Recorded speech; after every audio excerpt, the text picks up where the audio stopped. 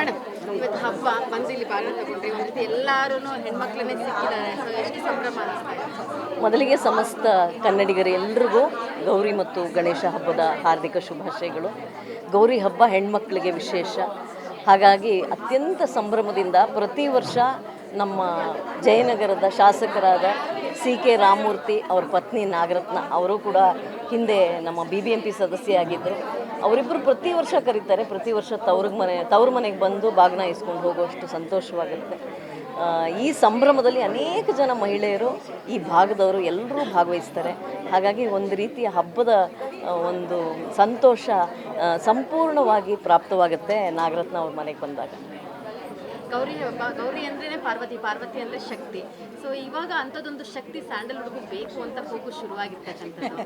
ಆ ಶಕ್ತಿಗೋಸ್ಕರನೇ ಒಂದು ಸಮಿತಿ ಬೇಕು ಅಂತ. ಸೊ ನೀವು ಏನು ಹೇಳ್ತೀರಾ?